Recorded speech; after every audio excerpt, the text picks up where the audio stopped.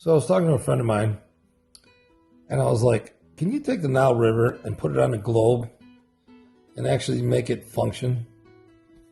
This guy's like a PhD, electrical engineer. You know what I'm talking about. So he says, of course I can. I'm like, whatever, dude. So I decided to give him a head start. Okay, here's a topographical profile of the Nile River. Here's Lake Victoria. It drains down into the Mediterranean Sea. It's 1,135 meters high, so it's about 3/4 of a mile high. And it's 4,200 miles long. So it goes from 3/4 mile high to 4,200 miles. Okay, let's check out the Nile River on a globe. So here's Lake Victoria.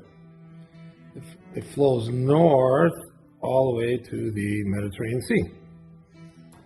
So it goes from here to here. So let's check it out from the side view.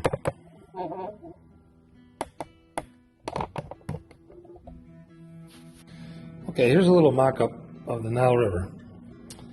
To make it accurate on a globe like this, it needs to be 0.08 of an inch thick. But for demonstration purposes, we'll just make it something I can actually hold in my hand. So let's lay it down across like that.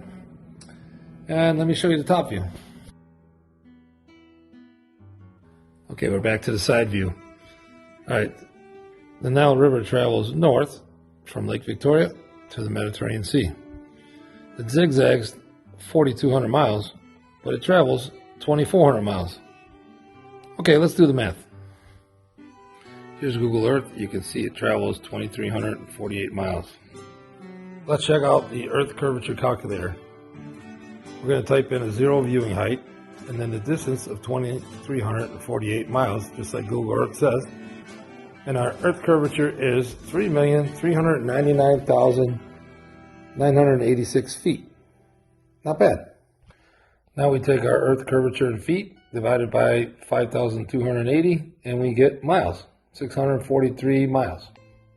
Now we divide it by 2, and we get 321 miles. Okay, back to the side view. Okay, so the Nile River, if you lay it flat on the globe, it would be a 300 and some mile hump in the middle. That's higher than the International Space Station.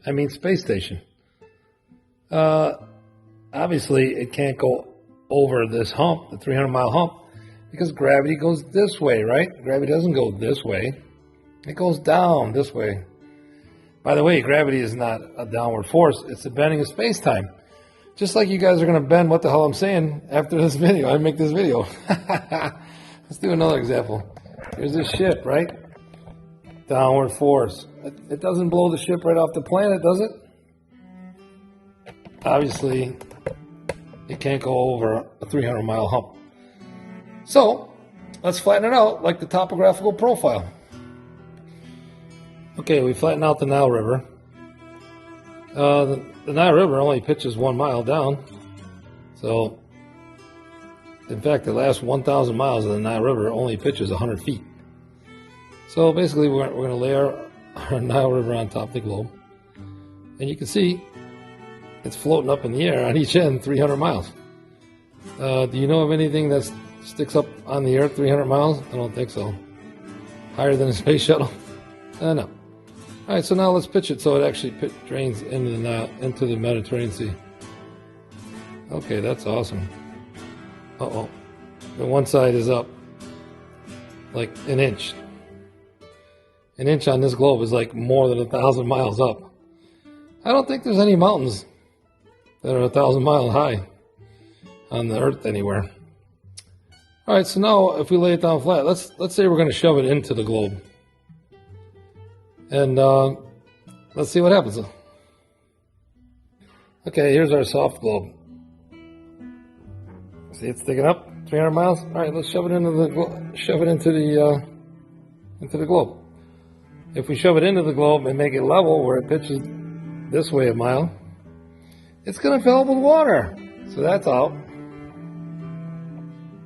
I really don't see how this model can work. Okay, here's my model. It's a scientific fact that water seeks its own level. that makes all the oceans flat. So here's Lake Victoria, and it drains down into the Mediterranean Sea right there. So let's place our little mock-up river on here.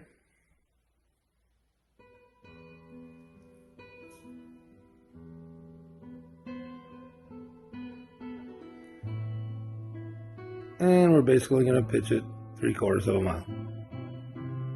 Piece of cake.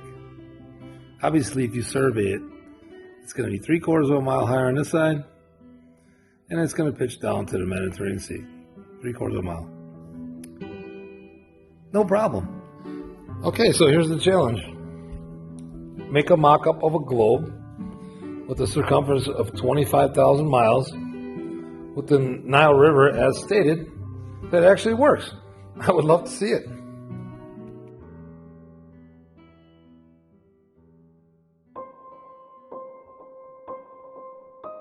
Hello everyone, Strawman Dan here, and before I start I just want to tell you all about what is by far my favourite app of all time. Yes, you guessed it, it's the Flat Earth Sun, Moon and Zodiac Clock app.